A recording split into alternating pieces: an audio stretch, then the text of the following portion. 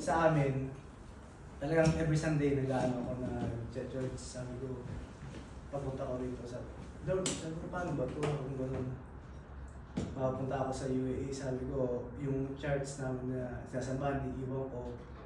Tapos, ako rin yung naasahan ng yung tumutubo, gano'n. Tapos, sabi ko, Lord, kaya kung gumawa ng paraan para makapagsimba ako. Kasi, once na hindi ka na makapag-church, diyan na mautay-utay na mawawala yung para bang malayo pa na sa sa Panginoon. Yung apoy na wala. Tapos sabi ko, tapos yun, kinakilala ko si Pastor. Tapos nung nagkaano na kami, sabi niya, simba nung unang Sunday, ako nakaano kasi late na ako nagising.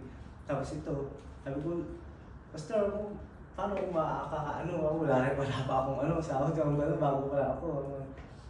Akong bahala, sabi ko, napakabuti ng Panginoon, gumagawa siya ng way para gagamit siya ng tao para patuloy akong makapaglingkod sa Panginoon.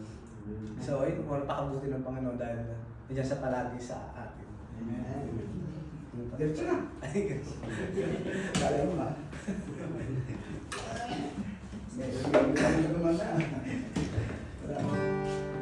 Magbibigay na rin po ako ang papuri sa ating Panginoon kasi kinakailangan natin papurihan ang Panginoon sa mga kabutihan na binibigay sa atin.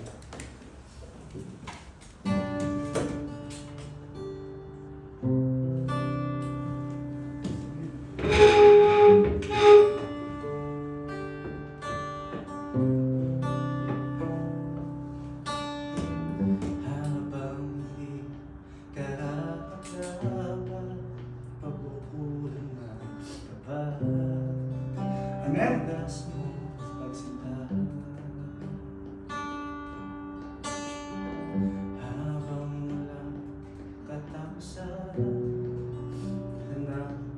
Mabuti sa lahat mo ginawa.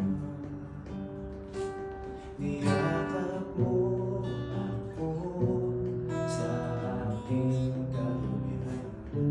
Inibig mo ako. Yes. Di kayang lumasan. O Diyos ng katarungan at katwiran na kahit minsan ay di nabahiran ang kabanalan, kalwalhatian. Salamat sa suntulang biyaya mo, O Diyos ng pag-ibig na mas malalim.